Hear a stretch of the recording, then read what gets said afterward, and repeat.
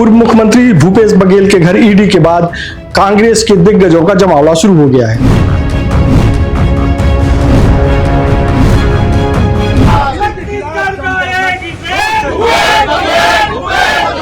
कांग्रेस के दिग्गजों ने ईडी की रेड को लेकर के क्या कहा? नहीं, इस पर तो एक ही प्रतिक्रिया हो सकती है कि भारतीय जनता पार्टी जो है उसका डर जो है एक बार फिर से सतह पर आ गया है। तो सुशासन के नाम पर कुशासन चला रही है। देखिए, ये कार्रवाई दुर्भावनावश है, राजनीतिक परख है। इसके अलावा सत्ता पक्ष यानी कि भारतीय जनता पार्टी भी ईडी की रेड के बाद एक्टिव दिखाई दे रही है। जेल के अंदर भी हैं, कई लोग जेल जाने की तैयारी में भी हैं। भूपेश बघेल के कार्यकाल में बड़े बड़े घोटाले हुए हैं। मुख्यमंत्री विष्णुदेव साय ने इसे केंद्र की एजेंसियों की कार्रवाई बताया है। प्रदेश का कोई दखल नहीं है। प्रदेश का जिस तरह से आरोप की दुर्भावनावश हो रहा है, ये सेंट्रल एजेंसी जांच करनी। जबकि उप मुख्यमंत्री अरुण साव ने कहा है कि अगर भ्रष्टाचार किया है तो जांच तो होगी ही। बड़े बड़े लगातार घोटाले हुए हैं और जिसकी जांच चल रही है। कौन कौन से दिग्गज भूपेश बघेल के आवास पर पहुंचे और बाकी दिग्गजों ने इस ईडी की रेड पर क्या कुछ कहा, पूरी जानकारी हम आपको इस खबर में देंगे। खुश है तो भी खुशी मना ले, छोटा बड़ा केक मंगा ले। संगम में मिलता है बढ़िया केक, संगम में मिलता है बढ़िया केक।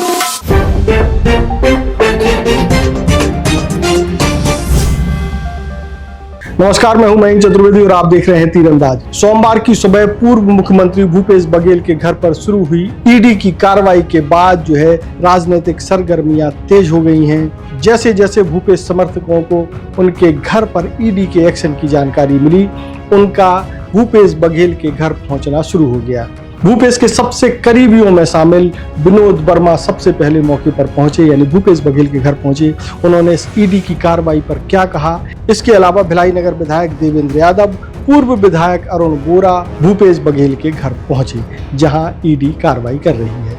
इन सभी लोगों ने क्या कुछ कहा, सबसे पहले हम आपको वो सुनवाते हैं। इसके बाद सत्ता पक्ष यानी कि भारतीय जनता पार्टी की ओर से खुद मुख्यमंत्री ने इस मामले में क्या कुछ कहा, उप मुख्यमंत्री ने क्या कुछ कहा, वो भी हम आपको सुनवाएंगे।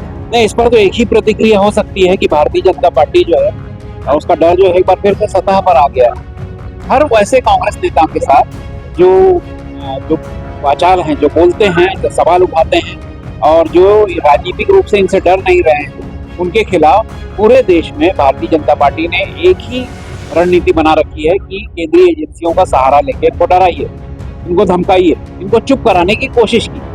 और जो बात राष्ट्रीय स्वयंसेवक संघ और भारतीय जनता पार्टी को समझ में नहीं आती है और जो कभी नहीं आएगी, वो ये है कि कांग्रेस के नेता डरते क्यों।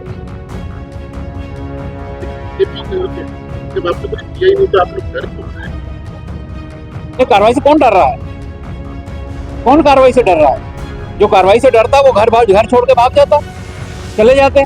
भूपेश बघेल जी तो ठोक के राजनीति कर रहे हैं, विधानसभा जा रहे हैं, रोज सवाल उठा रहे हैं।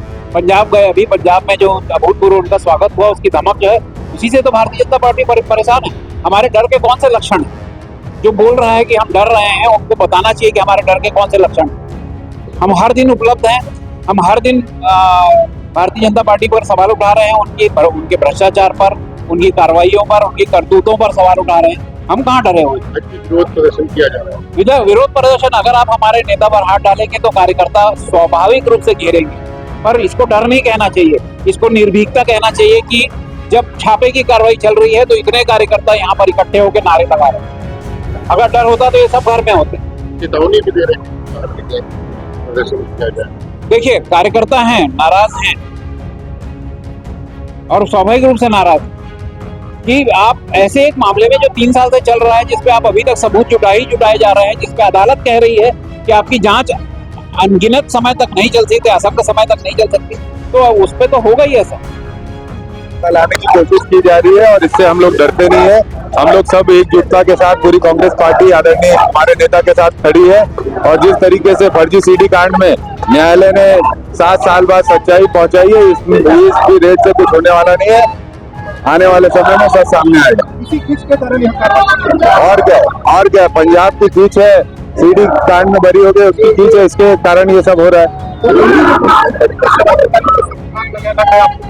इनके पास कोई सबूत नहीं है, केवल आरोप है।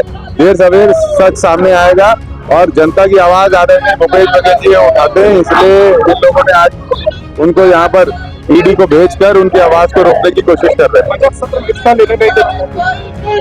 ये भी एक स्वरूप है।